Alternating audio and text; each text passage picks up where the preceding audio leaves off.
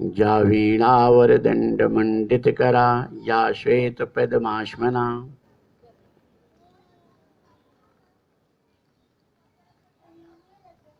या ब्रह्माच्युत शंकर प्रभृति देवैः सदा वंदिता सा मां पातो सरस्वती भगवती निशेषजाड्यापहा। गुरुर्ब्रह्मा गुरुर्विष्णु गुरुर्देवो महेश्वरः गुरु साक्षात् परब्रह्म तस्मै श्री गुरुवे नमः। अखंडमंडलाकारं व्याप्तं येन चराचरं तत्पदं दर्शितं येन तस्मै श्री गुरुवे नमः। शंकरं शंकराचार्यं केशवं बादरायणं सूत्रभाष्य कृतौ वन्दे भगवन्तौ पुनः पुनः। ईश्वरो गुरुरात्मेति मूर्तिभेद विभागिने व्योमवद्व्याप्तदेहाय दक्षिणामूर्तये नमः। मन्दारमूलं वदनाभिरामम्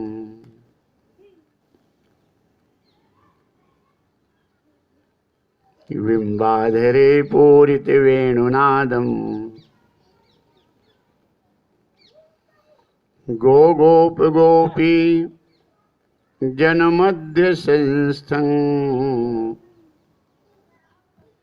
गोविन्द दामोदर माधवेति। कृष्णाय वासुदेवाय हरे परमात्मने प्रणतक्लेशनाशाय गोविन्दाय नमो नमः।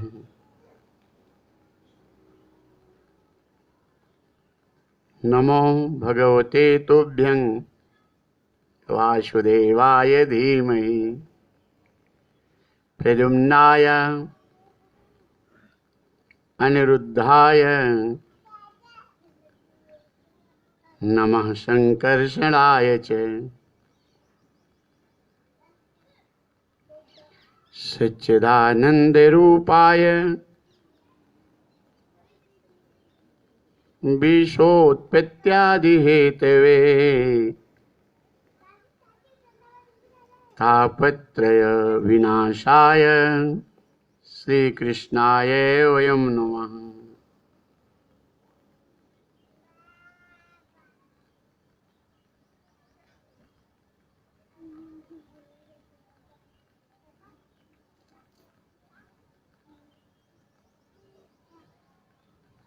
प्रेम से बोले वृंदावन बिहारी लाल की, सियावर रामचंद्र भगवान की, पवन सुत हनुमान की। प्रेम से बोले शंकर भगवान की, भागवत भगवान की, श्रीमद् भागवत महापुराण की, श्री सुखदेव जी महाराज की, सब देवन की, तीर्थराज प्रयाग की, भरद्वाज मुनि की, संत समाज की, बेनी माधव भगवान की, अक्षय वट की, लेटे हुए हनुमान जी की, गंगा मैया की, यमुना मैया की, सरस्वती मैया की, सब भक्तन की, अखिल कोटि ब्रह्मांड नायक सर्वात्मा परमात्मा सर्वाधार जगदाधार जगत वंद्य आनंद निधि भगवान कृष्ण, उन्हीं के रूप में विराजमान सभी श्रोतागण, प्रेम से बोलो जय श्री कृष्ण।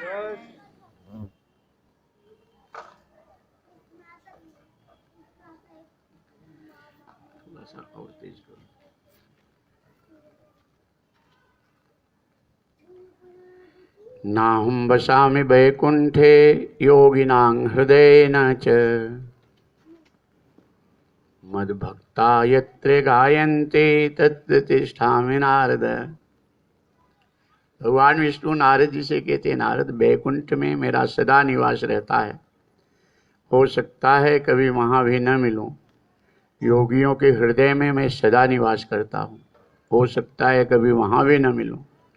मेरे भक्त जहाँ प्रेम पूर्वक मेरा कीर्तन करते हैं, सत्संग करते हैं, गुणगान करते हैं, प्रेम से जहाँ भजते हैं, पुकारते हैं, वहाँ अवश्य प्रकट हो जाता हूँ।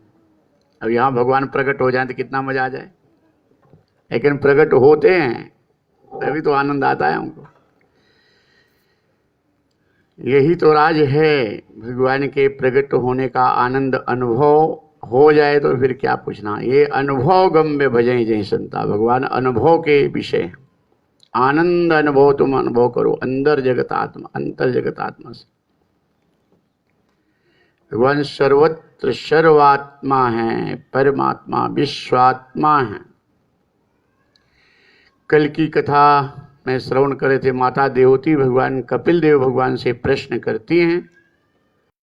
ये कथा श्री सुखदेव जी महाराज राजा परीक्षित को सुनाए थे, जो कि सूत जी सौनकादिक मुनियों को यह कथा 1000 वर्ष का संकल्प लेके नैमिषारण्य में सुना रहे हैं। 1000 वर्ष तक हम लोगों का भी धीरे धीरे मास पारायण तो हो ही जाएगा। पहली बार एकादशी से एकादशी कल पूरी हो गई है, फिर अगले एकादशी तक तो यह निश्चित होना ही है। आगे देखेंगे कन्हैया के ऊपर।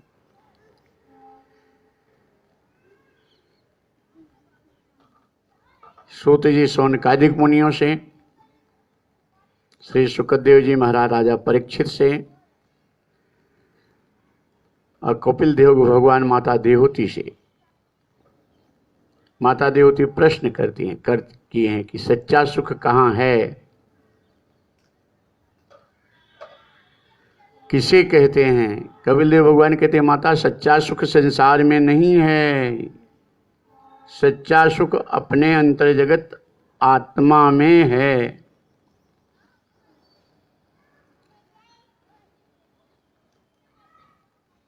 लेकिन ये कहना सुनना तो बड़ा सरल है, ये बोध होना बड़ा कठिन है।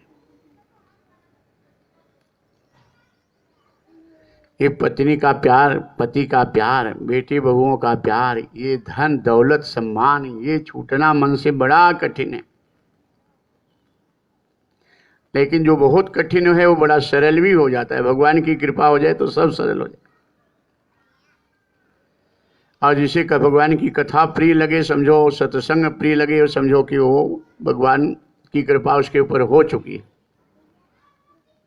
तो कपिल देव भगवान कहते माता सच्चा सुख संसार में नहीं है, इसलिए संसार का व्यवहार करते हुए इसमें अपना दिल नहीं देना, मन नहीं देना। इसमें संसार वालों को मन नहीं देना, पत्नी को व्यवहार करना, मन नहीं देना, पति से व्यवहार करना, बहू बेटे संसार से व्यवहार देना करना, लेकिन मन नहीं देना। मन परमात्मा में, आत्मा में लगाना, तब तुम यहाँ भी सुखी रहोगे, लोक परलोक दोनों सदा सदा के लिए सुखी हो जाओगे।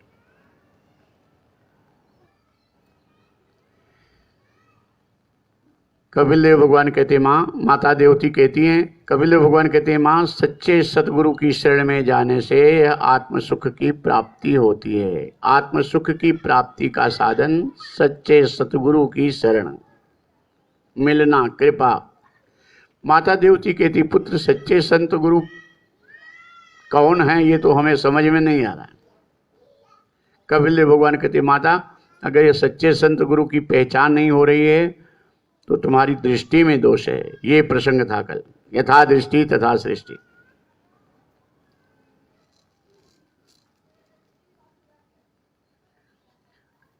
ये दृष्टि ये आंखों की नजरों को भी कहते हैं, लेकिन इसको समझना चाहिए। कहते किस नजरिया से देख रहे हो इस विषय को, किस नजर से देख रहे हो, किस भाव से देख रहे हो। अर्थात इस संसार को जिस दृष्टि से तुम देखोगे वैसा ही दिखाई पड़ेगा।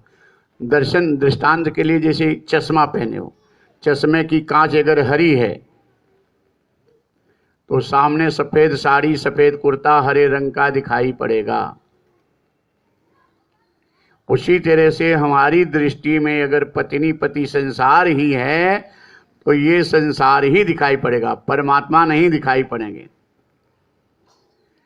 तब पर बहुत दूर दिखाई पड़ेंगे। और हमारी दृष्टि में जब आत्मा परमात्मा आ जाएंगे तो फिर हम भी मिट जाएंगे और एक परमात्मा ही परमात्मा दिखाई पड़ेंगे। कल का प्रसंग यही था मीरा जी का। मीरा जी को रामानंद स्वामी की कृपा से सदगुरु रविदास महाराज मोची का सामान लेकर के बैठ गए रास्ते में। मीरा की चप्पल टूट गई गुरु कृपा से। मीरा देखी कि एक मोची बैठा है, लेके चप्पल गई। बाबा मेरी चप्पल बना दोगे? हाँ बेटी बना दूंगा। कहाँ जा रही है? वो जा रही हूँ बाबा, भगवान कृष्ण का दर्शन करने जा रही थी, चप्पल टूट गई। कहाँ रहते हैं भगवान कृष्ण? वो मंदिर में रहते हैं बाबा, उसी मंदिर में रहते हैं और कहीं नहीं रहते।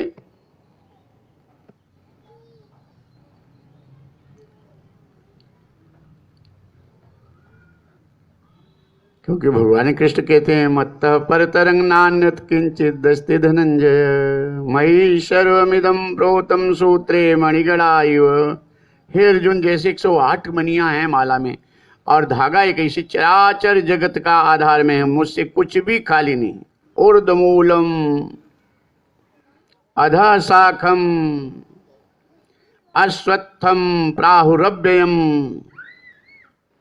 छंदासी यस्य पर्णानि यस्तंग वेद से वेदवित।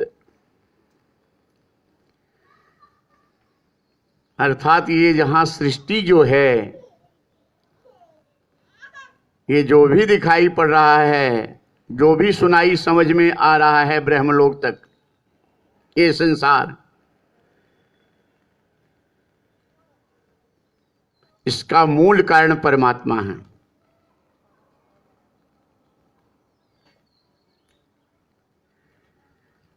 परमात्मा से ही रचयिता के रूप में ब्रह्मा जी, पालन पोषण स्वयं परमात्मा, संहार के रूप में भगवान शंकर, एक परमात्मा का ही स्वरूप। और ब्रह्मा जी से सृष्टि की रचना और सृष्टि जो भी दिखाई पड़ रही है, ये अश्वत्थम अर्थात यह पीपल का वृक्ष, सृष्टि को पीपल का वृक्ष बताया गया।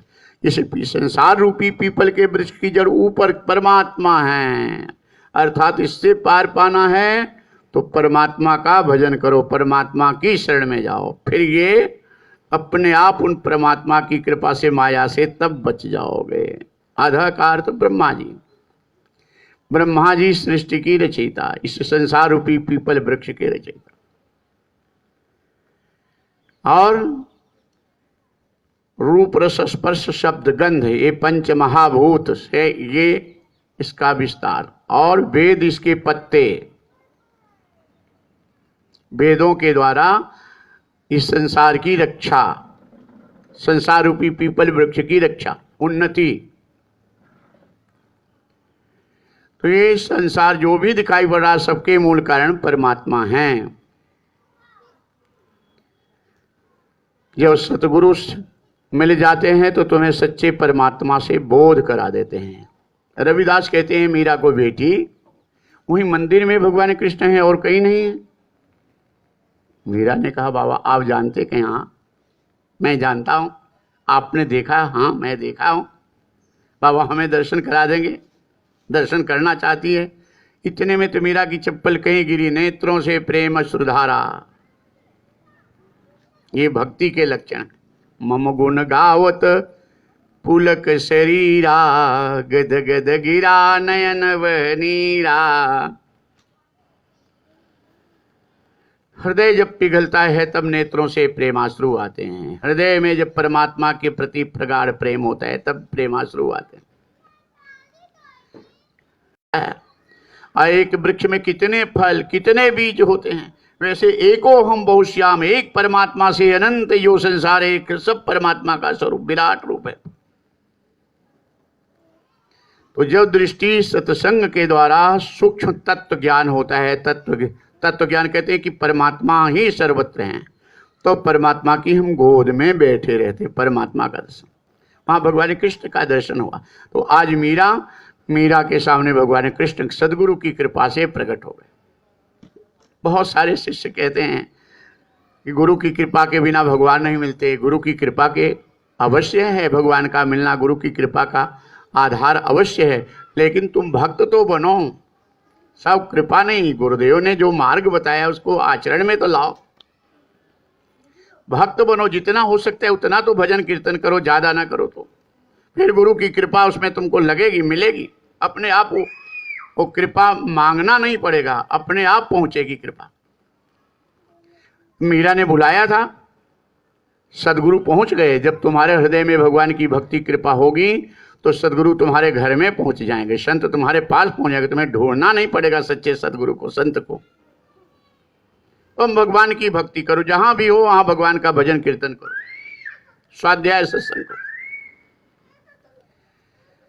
भगवान स्वयं देख रहे हैं कि अपने जीव को मैं अपनी माया के द्वारा अलग किया हूं तो कैसे फिर अपने पास ले लूं, वो सुखी और परम आनंद की प्राप्ति कैसे प्राप्त कर ले। घंटों खड़े रह गए भगवान कृष्ण। मीरा बोली नहीं, एक टकटकी अपने नेत्रों से भगवान के रूप माधुरी को पीती रही। तब भगवान कृष्ण कहे, मीरा तुम तो बहुत बातें करने वाली थी, कुछ बोलो। कुछ बोलेगी नहीं। मीरा कुछ तो बोलो। बड़े मुश्किल से आनंद भाव में डूबी मीरा भगवान का दर्शन करते, बड़े मुश्किल से बोली, बोलो बोलो। ओ ठेले, कुछ आवाज नहीं, बोलो मीरा। नहीं बोलोगी मैं जाऊं? मीरा ने कहा जाओ, एक वचन देते हुए जाओ कि जहां जब मैं बुलाऊं वहां आ जाओगे। एवं मस्त कह करके भगवान कृष्ण चले गए। अब भगवान कृष्ण जब चले गए, मीरा भगवान कृष्ण की दीवानी। अब वो एक तार जुड़ जाता है, सदगुरु का मंत्र जब जाता है कान में, सदगुरु के हाथ जब सिर पे पड़ते हैं, सदगुरु का दर्शन बंधन होता है, सदगुरु भगवान का स्वरूप साक्षात तो हृदय में तो अंदर है जैसे लकड़ी में आग है, और लकड़ी की आग में ऊपर से आग जला दो तो जल जाती, प्रकट हो जाए, वैसे अंदर तो परमात्मा है। सदगुरु के द्वारा जब भगवान का नाम कान में जाता है, भाव कृपा होती तो अंदर से वो मिल करके प्रकट हो जाता है। मीरा आनंद में डूबी, भगवान चले गए, और उसको मतलब कि रास्ता चलना आनंद में, वही छवि। मीरा घर गई, मीरा की इच्छा नहीं थी, फिर भी विवाह कर दिया गया। ससुराल में जाकर के थोड़े ही दिन में यवन युद्ध में मीरा के ससुर भी मारे गए। मीरा के पति 2 भाई थे, मीरा के पति भी मारे गए, देवर भी मारे गए। मीरा के जो चाचा ससुर थे राणा, ये नास्तिक थे, ये भजन भाव इनको अच्छा नहीं लगता था, मीरा को बाधा पहुंचाते थे।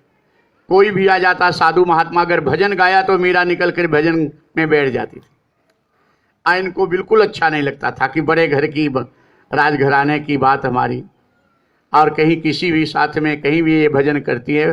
बहुत बाधा पहुंचाया, यहाँ तक बाधा पहुंचाए कि मीरा को कमरे में बंद कर दिए, बाहर से ताला लगा दिए, वॉचमैन खड़ा कर दिए, और मीरा के कमरे में हंसने की आवाज आ रही।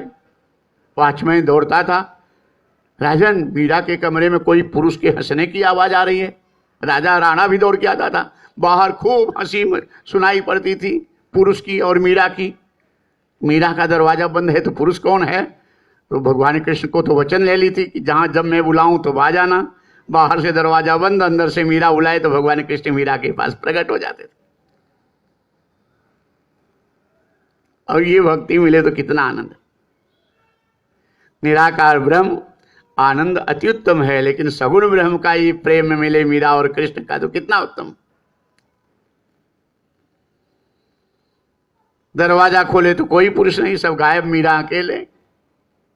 परेशान हो गया, अंत में मीरा को जान से मारने का प्लान बना लिया राणा ने।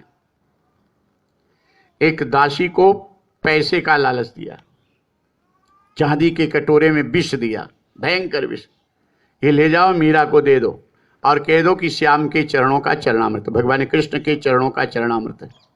भगवान कृष्ण की भक्त है, प्रेमी है मीरा, भगवान कृष्ण के चरणों का चरणामृत समझ करके यह विष पी जाएगी और मर जाएगी, मेरे कुल का कलंक हट जाएगा। अरे मीरा की वजह से तुम्हारा कुल का उद्धार हो जाएगा। आज ये देवियां जो कथा सुन रही हैं पूरे कुल को तार रही हैं। कुल के लोग चाहे जो करें जैसे भी हो, लेकिन तर जाएगा कुल। एक भी खानदान में अगर कोई माला फेरने वाला भगवान का प्रेमी भक्त मिला, पूरे खानदान का कल्याण भगवान उसी के सहारे कर देते।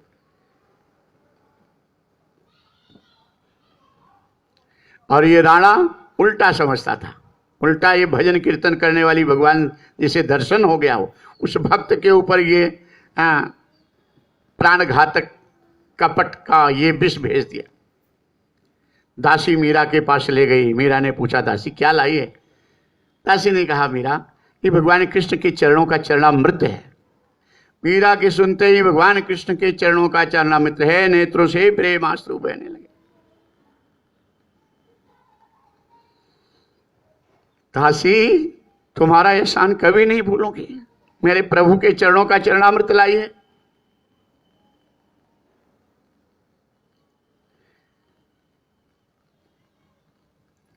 मीरा के हाथ में जब दासी कटोरा देने लगी तो दासी का हाथ कांपने लगा और दासी का साहस टूट गया।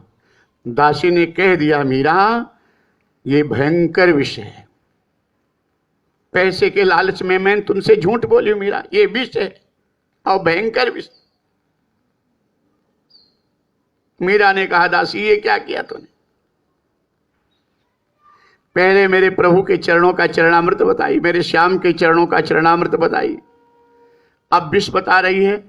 लगता है मेरा कन्हैया, मेरा श्याम मेरे प्रेम भक्ति की परीक्षा लेने के लिए ये रचना रची है। श्याम के चरणों के चरणामृत के नाम से आया हुआ मैं विष भी पी जाऊंगी।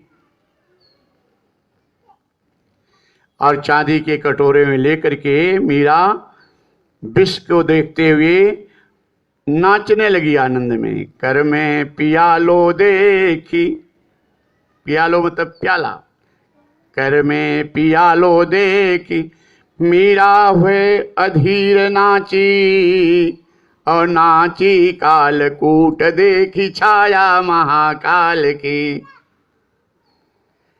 नाच उठी दासी निज जीवन सफल जानी, और नाच उठी कुमति कराल नरपाल की। नाची दिव्यांगना हुलास भरे मानस में, आनंद में नाच उठी देह मुंडमाल की। नाच उठी नेत्रन की पुतरी पियालो बीच, और पुतरी में नाच उठी मूर्ति गोपाल की। मीरा के नेत्रों में, दृष्टि में एक सर्वत्र कृष्ण ही कृष्ण है। गुरुदेव ने बता दिया था कि सर्वत्र कृष्ण है, खाली मंदिर में नहीं। एक कृष्ण, एक परमात्मा सर्वत्र हैं। जो निराकार हैं वही सगुण साकार है। जो भगवान शिव हैं वही भगवान राम हैं। भगवान विष्णु हैं वही भगवान कृष्ण हैं। भगवान शिव ही भगवान विष्णु हैं। निराकार ही साकार है, साकार ही निराकार। रामचरितमानस में तुलसीदास जी भी यही समर्थन करते कि अगुण सगुण नहीं कछु भेदा, गाँव मुनि पुराण उदवेदा। अगुण अरूप अलख यज जोई, भगत प्रेम बस सगुण सो। एक परमात्मा निरंजन निराकार है, वही सगुण साकार। वही भगवान शिव के रूप में है, वही भगवान विष्णु के रूप में, वही भगवान कृष्ण के रूप में, वही भगवान राम के रूप में। अनेक रूप नामों में जो है एक ही परमात्मा। रसो मसु कौन्तेय, भगवान कृष्ण कहते हरि अर्जुन कौन्तेय, जल की मधुरता मैं ही हूँ। जिस जल की मधुरता से प्यास मिटती है, जीवन नैया चलती है, भगवान कहते हैं मैं ही। प्रभास में शशि सूर्यो, सूर्य और चंद्रमा का प्रकाश भी मैं ही हूँ। प्रणव सर्व वेदेषु, सब वेदों में प्रणव ओम मैं ही हूँ। शब्द कंग परसंगिषु, आकाश में शब्द मैं हूँ। शब्द ही ब्रह्म है। इस शब्द के द्वारा ही तुम्हें कथा सुनाई पड़ रही है। जो शब्द अगर ना होता तो किसके द्वारा हम खाली अभी बोले ना, शब्द न बोले और ऐसे ऐसे इशारा करें, क्या समझोगे? शब्द ही है, शब्द ब्रह्म है। और ये कहते हैं भगवान मैं ही हूं। शब्द में जब राम, ओम, शिव, कृष्ण, परमात्मा का नाम लोगे तो समझो भगवान से मिल गए। और जब शब्द तुम्हारा संसार के माया प्रपंचों में है तो वो शब्द तुम्हें संसार के सब विषयों का बोध कराता है। और जब शब्द तुम्हारा आत्मा परमात्मा से मिली हुई वाणी निकलती है तो परमात्मा की तरफ ले जाता है। इसलिए नाम जप, कीर्तन, स्वाध्याय, सत्संग ये परमात्मा से सनी हुई वाणी। भगवान कृष्ण कहते हैं आकाश में शब्द मैं ही हूं, एक सर्वत्र परमात्मा ही परमात्मा है।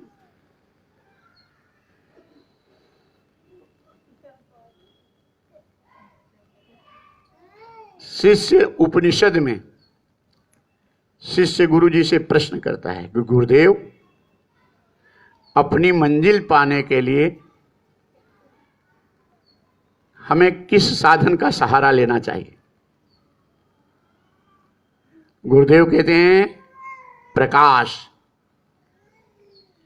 अंधेरे में मंजिल नहीं मिलती। प्रकाश हो तो प्रकाश के सहारे तुम पहुंच सकते हो अपनी मंजिल की तरफ। शिष्य ने कहा गुरुदेव, अगर दिन न हो, रात हो, प्रकाश न हो तब? अगर रात का समय है, प्रकाश ना हो तब? कहें चंद्रमा का प्रकाश, सूर्य का प्रकाश नहीं तो चंद्रमा के प्रकाश में मंजिल पा सकते। अगर चंद्रमा भी ना हो तब? अंधेरी रात हो तब? कहते हैं लैंप, बत्ती, टार्च, ये दीपक, ये सब प्रकाश से तुम मंजिल की तरफ जा सकते हो। शिष्य कहता है गुरुदेव, अगर लैंप, बत्ती, टार्च भी ना हो, अंधेरी रात हो, दिशा का ज्ञान न हो तो मंजिल की तरफ कैसे जा सकते हैं? गुरुदेव ने कहा शब्द प्रकाश। शब्द प्रकाश, शब्द प्रकाश जो है शब्द ब्रह्म है। शब्द प्रकाश तुम्हें मंजिल की तरफ ले जाता है। ये सत्संग शब्द प्रकाश है। इस सत्संग के द्वारा, शब्द प्रकाश के द्वारा अज्ञान, अविद्या, अंधकार मिट जाता है। ये शब्द प्रकाश है। कहें शब्द प्रकाश का उदाहरण कहते हैं कि अंधेरी रात में तुम फंसे हो, रास्ता भूल गए हो, तो वहां से वो जो भूला हुआ व्यक्ति है आवाज देता है शब्द के द्वारा। अगर बोलेगा नहीं तो किसे क्या पता कौन है? शब्द, अरे भाई मैं रास्ता भूल गया हूं, मेरी आवाज कोई सुन रहे हो तो मेरी मदद करो। आसपास में अगर कोई रहेगा, आवाज जाएगी तो आवाज देता है, हाँ मैं हूं, आओ मेरी तरफ आओ, मैं रास्ता बताऊंगा। किस तरफ? देखो मेरी आवाज सुनो। तो जिस तरफ वो आवाज है, कोई दिशा का ज्ञान नहीं, लेकिन जिस तरफ से आवाज आएगी उधर से शब्द प्रकाश, रास्ता आओ, इधर इस तरफ, ये दिशा में आओ, मेरे पास आओ। शब्द प्रकाश वो अंधेरे में भी तुमको उसके पास पहुंचा देता है। इसलिए इस तरह परम ब्रह्म परमात्मा सर्वत्र हैं। ये शब्द प्रकाश सत्संग है। नाम जप कीर्तन शब्द प्रकाश से तुमको परम प्रकाश की तरफ पहुंच सकते हो। तो आज मीरा जो है, मीरा का प्रकाश आत्मा प्रकाश है। मीरा आत्मा की दृष्टि में, आत्मा में अपने स्वरूप को भूल करके खाली कृष्ण कृष्ण देख रही, सर्वत्र। तो परमात्मा सर्वत्र हैं, लेकिन परमात्मा का बोध करने के लिए शब्द प्रकाश, सत्संग सबसे श्रेष्ठ साधन, सत्संग सबसे श्रेष्ठ। और उसके लिए सदगुरु की कृपा सबसे अति उत्तम है। तो दृष्टि के लिए कहते हैं यथा दृष्टि तथा सृष्टि। तुम्हारी जैसी दृष्टि, मीरा की दृष्टि कृष्ण में हो गई, कथा सत्संग भजन करते करते कृष्ण में हो गई है। और मीरा जब विश्व में देखी अपने कृष्ण के स्वरूप को, तो विश्व में भगवान कृष्ण प्रकट हो गए। जैसे जैसे ही आपका सत्संग से भाव, मन, हृदय, चित्त आत्मा में परमात्मा में हो जाएगा, तो जिस रूप नाम से प्रेम करेंगे उस रूप नाम वो परमात्मा प्रकट हो जाएंगे। सर्वत्र एक परमात्मा ही परमात्मा है। कपिल देव भगवान कहते माता, सच्चे सदगुरु की कमी नहीं है, सच्चे संत की कमी नहीं, सच्चे संत को दर्शन करने वाली दृष्टि की कमी। यथा दृष्टि तथा सृष्टि, वो परमात्मा सर्वत्र हैं। हमारी दृष्टि संसार में है, इसलिए इस नातों के अंदर छुपे हैं, बहुत दूर हैं। और हमारी दृष्टि जब तत्वमयी होगी तो आम ब्रह्मास्मि, ये मैं देह रूपी में समाप्त हो जाएगा। एक परमात्मा ही परमात्मा। न मैं पुरुष हूं न स्त्री, ये तो शरीर का नाम। न ब्राह्मण न क्षत्रिय न शूद्र वैश्य, ये सब शरीर का नाम। स्त्री न पिता न पुत्र, ये सब शरीर का नाता। अहम ब्रह्मास्मि, एक मैं ही सर्वत्र परमात्मा ही परमात्मा हो। यथा दृष्टि तथा सृष्टि। वो कैसे होगा ये भाव? सत्संग और सदगुरु की कृपा से। सदगुरु की कृपा से तुम्हें दृष्टि मिलती है सत्य के लिए, आत्मा के लिए, परमात्मा के लिए, परमात्मा के स्वरूप का, परमात्मा के स्वभाव का, परमात्मा के गुण का, और उस परम सत्य का बोध होता है सत्संग के द्वारा। प्रेम से बोलो। हम ज्यादा तत्व की तरफ जा रहे हैं, आलस्य आ रहे हैं। सीधा सीधा समझ लो। जय श्री कृष्ण, जय श्री कृष्ण बोलो। जय श्री कृष्ण, जय श्री कृष्ण, जय श्री कृष्ण, जय श्री कृष्ण। आगे कृष्ण पीछे कृष्ण, ऊपर कृष्ण नीचे कृष्ण, अंदर कृष्ण बाहर कृष्ण, मुझ में कृष्ण तुझ में कृष्ण, सब में कृष्ण सब हैं कृष्ण, मैं हूँ कृष्ण तुम हो कृष्ण। जय श्री कृष्ण, जय श्री कृष्ण, जय श्री कृष्ण, जय श्री कृष्ण। ये दृष्टि आत्मा में कैसे आएगी? सत्संग के द्वारा, सदगुरु की कृपा से। आज जब सदगुरु की कृपा से भगवान की भक्ति भजन कीर्तन करोगे तो सदगुरु को ढूंढना नहीं पड़ेगा। सच्चे सदगुरु तुम्हारे पास प्रभु कृपा से अपने आप आ जाएंगे। और एक दृष्टांत तो होता है, ठीक से सुनो फिर आगे चलते हैं। ये जीवन दृष्टि हमारी संसार में होती है, सत्संग से आत्मामय दृष्टि होती है। सत्संग सदगुरु के पास सत्यमय दृष्टि, न्यायमय दृष्टि, धर्ममय दृष्टि, आत्मय दृष्टि, एक सर्वत्र परमात्मा है। फिर किसके साथ हम धोखा करें? अगर किसी के साथ धोखा करते तो परमात्मा के साथ धोखा हो गया। किसी को पीड़ा देते तो परमात्मा के साथ वो पाप हो गया। परमात्मा सर्वत्र सब में है परमात्मा। यह दृष्टि सत्संग से आती है, सदगुरु की कृपा से ही यह दृष्टि आती है। प्रेम से बोलो जय श्री कृष्ण। प्रेम से बोलो और मस्ती में बोलो और मस्ती में। दोनों हाथ उठा के हर हर महादेव का नारा। और मस्ती में और मस्ती में। तुम चेतन अमल सहज सुख राशि आत्मा हो, शरीर नहीं हो। सहज आनंद स्वरूप है तुम्हारा।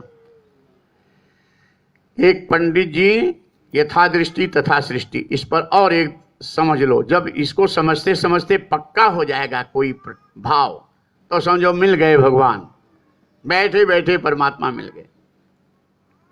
एक पंडित जी कथा कह रहे थे, राम कथा हो रही थी। जहां भगवान की कथा होती वहां हनुमान जी जरूर रहते हैं। हमारी कथा में भी श्रोता के रूप में बुला लेता हूं। जहां कोई नहीं रहा तो हनुमान जी सुनते हैं और आनंद देते हैं, कृपा बरसाते हैं हमारे ऊपर। वो पंडित जी कथा कह रहे थे और कथा में अशोक वाटिका का प्रसंग आया। पंडित जी कहे कि अशोक वाटिका में सब सफेद रंग के फूल खिले थे। अब कथा पूरी हुई। पंडित जी जब घर पर जाने लगे तो रास्ते में हनुमान जी मिल गए। पंडित जी जय श्री राम। पंडित के जय श्री राम, जय श्री राम। आपका परिचय? कहे मैं हनुमान जी बजरंगबली। इतना सुनते तो पंडित जी के नेत्रों से अश्रुधारा, रोम रोम खड़े हो गए कि बजरंगबली हनुमान जी, आपने कृपा करके मुझे दर्शन दे दिया। हनुमान जी ऐसे भक्त हैं भगवान के कि भगवान भी कहते कि मैं तुम्हारा ऋण नहीं उतार सकता, मैं सदा तुम्हारा ऋणी रहूंगा। हनुमान जी ऐसे भक्त हैं, शिव स्वरूप हनुमान जी। भगवान कहते हैं कि हनुमान जी की जो भक्ति सेवा और हनुमान चालीसा का पाठ करता है वो मुझे अति प्रसन्न, महायज्ञ का फल प्राप्त करता है। नवधा भक्ति में भी भगवान राम सेवरी से कहना कि सातों सममय मोहि जग देखा, औ मोते अधिक संत कैले। भगवान कहते हैं सातवीं भक्ति पूरा विराट स्वरूप मेरा परमात्मा, सर्वत्र परमात्मा को देखना और हमसे भी ज्यादा हमारे प्रिय संतों का सम्मान भाव भक्ति करना। और हनुमान जी तो पूछना क्या, ये तो संत क्या महासंत है। हनुमान जी को दर्शन करके के नेत्रों से प्रेम आंसू आ गए। बजरंगबली आपने कृपा किया, आपने दर्शन दिया। हनुमान जी कहे महाराज आपकी कथा में सुन रहा था, आपकी कथा में संशय आ गया है, अनुमति चाहता हूं समाधान के लिए। पंडित जी के अवश्य अवश्य।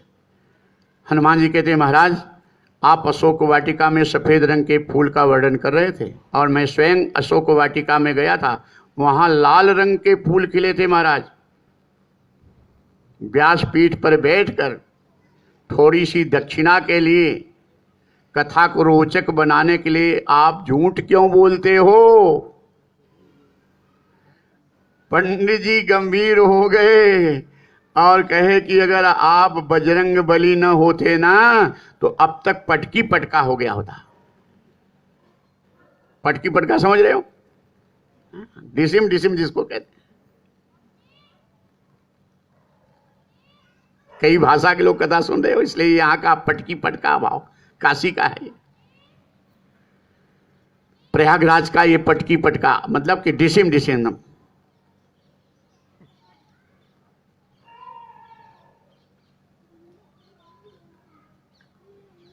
हनुमान जी, पंडित जी कहते हैं महाराज बजरंगबली हम ब्राह्मण हैं, ब्राह्मणों की पहचान सत्य और मधुरता है, हम झूठ नहीं बोलते।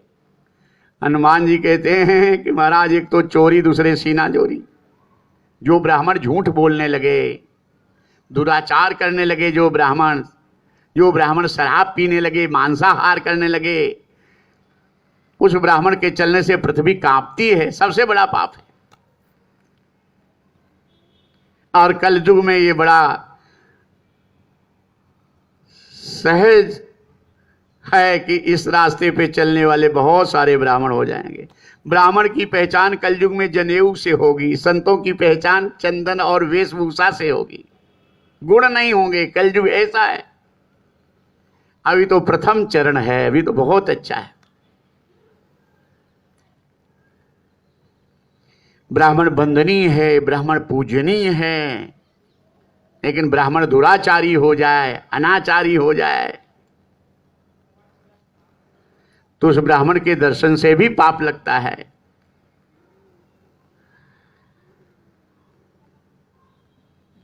पंडित जी कहते महाराज हम ब्राह्मण हैं, हम ब्राह्मणों की पहचान सत्य और मधुरता है, हम झूठ नहीं बोलते। हनुमान जी कहते हैं महाराज एक तो चोरी दूसरे सीना चोरी। अरे आप कथा में वर्णन कर रहे हैं, मैं स्वयं गया था, वहां सब लाल रंग के फूल खिले थे। हनुमान जी कहे आपको भ्रम है, मैं कह रहा हूं वही सच है। पंडित जी कहते हैं हनुमान जी आपको भ्रम है, मैं जो कह रहा हूं वही सच है। हनुमान जी कहे कि महाराज अगर आप तैयार हों तो जगत जननी जगदम्बा मां सीता थी जब मैं गया था अशोक वाटिका में, वहां निर्णय उनसे कर लिया जाए कि सच कौन बोल रहा है। पंडित जी हनुमान जी मां सीता के पास पहुंचे, हनुमान जी सारी बात बताए और कहे मां, पंडित जी कह रहे हैं कथा में अशोक वाटिका में सफेद रंग के फूल खिले थे और मैं देखो आया था तो मैं सब देखा था लाल रंग के फूल थे, सच कौन बोल रहा है? मां सीता कह रही कि बजरंगबली पंडित जी भी झूठ बोल रहे हैं और तुम भी झूठ बोल रहे हो। अशोक वाटिका में न तो लाल रंग के फूल थे न तो सफेद रंग के, अशोक वाटिका में तो सब श्याम रंग के फूल थे। हनुमान जी कहे वाह माते, मैं नहीं जानता था कि तू भी झूठ बोलेगी।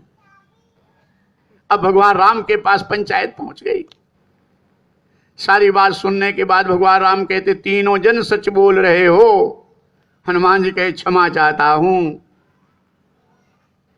ये भक्तों का दरबार नहीं है, पंचायत है, एक निर्णय दो। भगवान राम कहते हैं बजरंगबली तीनों जन सच बोले हो। पंडित जी हमारे कथा कीर्तन ध्यान चिंतन में लगे रहते हैं, इसलिए इनकी दृष्टि निर्मल हो गई है और निर्मल दृष्टि से अशोक वाटिका का दर्शन कर रहे हैं, इसलिए इन्हें सफेद रंग का फूल दिखाई पड़ रहा है। दृष्टि कैसी है किसके प्रति तुम्हारी? ये दृष्टि को सत्संग के द्वारा आत्मा परमात्मा में बना दिया जाता है, संजीवनी होती है, ये अमृत है सत्संग और सदगुरु की वाणी। और यही दृष्टि संसार की बातों में जितना होता है ये विष पैदा हो जाता है, अर्थात उस भोगों के परमात्मा को छुपा देती है बातें भावनाएं। आवागमन के चक्र में फिर से जीव चला जाता है। ये सुंदर मानव तन जो मोक्ष का साधन, भगवान को पाने का साधन, व्यर्थ में चला जाता है। एक साधन है सत्संग सदगुरु, सदा सेवन करो इसको। सदा सेव्या श्रीमद् भागवती कथा यस्य श्रवण मात्रेण हरिश्चित्तम समाचरित। अरे इस भागवत कथा को सदा सुनो, सत्संग सुनो, सदगुरु के द्वारा, संत सदगुरु के द्वारा कथा श्रवण करो, सेवन करो, जिसके श्रवण मात्र से ही भगवान हृदय में विराजमान हो जाते हैं। हाँ, कैसे भाग्यशाली हो तुम शिष्य लोग, भक्त लोग, ये कथा श्रवण कर रहे हो। और तुम्हारा भाग्य है कि इसमें तुम्हारा मन लग रहा है, नहीं तो मन लगना बड़ा कठिन है। ऐसे वैश्विक महामारी में ये कोरोना वायरस ये सब तरह से कठिनाई पैदा कर रहा है, जिसकी कोई दवा इलाज नहीं निकला। और ऐसे में जो सरकार की गाइडलाइन मान करके तुम अपने अपने घरों में, जहां तक आवश्यक कार्य नहीं है तो घरों से बाहर नहीं निकलना है, बच्चों को प्यार से पटा करके रखना है, बाहर बिल्कुल नहीं जाने पाए। सगे संबंधी रिश्तेदार इष्ट मित्र चाहे जो भी हों, सबको प्यार प्यार से बातें करके अपने अपने घर में रहने के लिए बोलो। स्वास्थ्य की रक्षा करो, अपने स्वास्थ्य के द्वारा तुम समाज की रक्षा करो, सबके साथ सबकी रक्षा हो, ये प्रयास करो। ये ऐसे समय में तुम भगवान का नाम कीर्तन कथा स्वाध्याय सत्संग है, तो ऐसे समय तुम्हारा भाग्य उदय हुआ है। तुम लोगों के ऊपर प्रभु की कृपा प्रकट रूप से अमृत बरस रहा है तुम्हारे हृदय में, प्रभु की कृपा की और सदगुरु की वाणी के द्वारा। भगवान राम कहते हैं बजरंगबली, ये पंडित जी की दृष्टि निर्मल हो गई है। और दृष्टि निर्मल दृष्टि से कैसे निर्मल हुई? कथा सत्संग के द्वारा। और निर्मल दृष्टि से इन्हें सफेद रंग का फूल दिखाई पड़ रहा है। और हनुमान जी, तुम जब अशोक वाटिका में गए थे तो वहां रावण का अत्याचार देख के तुम्हें क्रोध आ गया था। अब इतना सुनते तो हनुमान जी आग बबूले हो गए। हाँ प्रभु, इतना क्रोध आ गया था, इतना क्रोध आ गया था कि आपका आदेश नहीं था, नहीं तो उसी समय मैं रावण को मार करके और लंका को समुद्र में डुबा देता और मां सीता को लेके आता। इतना क्रोध आ गया था।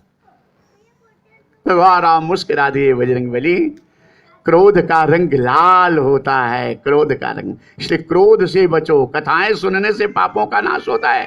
भगवान की भक्ति कथाएं उपदेश देती हैं।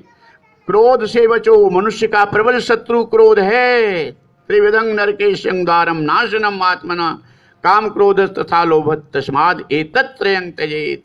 ज्यादातर घर में क्रोध के कारण झगड़ा लड़ाई होता रहता है। क्रोध ऐसा शत्रु है कि अशांति फैला देता है। साधु महात्माओं को नहीं छोड़ता, पंडित विद्वानों को साधारण की बात ही छोड़। हनुमान जी कहते प्रभु बहुत क्रोध आ गया था, आपका आदेश नहीं था, इसलिए मैं वहां चुप रहा। भगवान राम मुस्कुरा दिए कि बजरंगबली, क्रोध का रंग लाल होता है, इसलिए तुम्हें अशोक वाटिका में लाल रंग का फूल दिखाई पड़ा। और सीता जी मेरे स्वरूप को अपने नैनों में बसाए रहती थी। इसलिए सीता जी को सर्वत्र श्याम रंग के फूल दिखाई पड़े, श्याम रंग के। तुम्हारी दृष्टि आत्मामय हो जाए। प्रेम जब अनंत हो गया, प्रेम जब अनंत हो गया, रोम रोम संत हो गया। देह बना देवालय, श्याम तो महंत हो गया। ये शरीर मंदिर हो गया और इसमें परमात्मा विराजमान है और हैं हम आत्मा गुड़ा के सर्वभूताशय स्थिता अहम आदिश्य मध्यंत्य भूतानामंते। इसमें परमात्मा विराज है तुम्हारे में।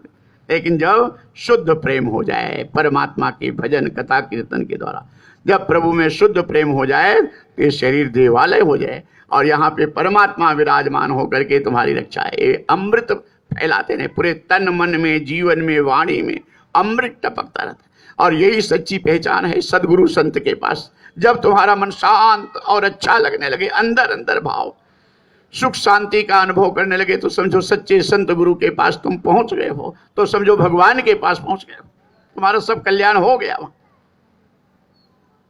भगवान कहते हैं ये सीता जी मेरे स्वरूप को सदा अपने नयने में बसाए रहती थी, इसलिए इनको श्याम रंग के फूल दिखाए। यथा दृष्टि तथा सृष्टि। कपिल देव भगवान कहते माता सच्चा सुख आत्मा में है और सच्चे सदगुरु की शरण में जाने से मिलेगा। और सच्चे सदगुरु भगवान की कृपा और भजन भक्ति से मिलते हैं। तुम्हारे अंदर अगर भजन भक्ति पुण्य है तो तुम्हें सदगुरु ढूंढना नहीं पड़ता, वो तुम्हारे घर आ जाते, तुम्हारे पास आ जाते हैं और तुम्हें मिलते हैं। और आगे कपिल देव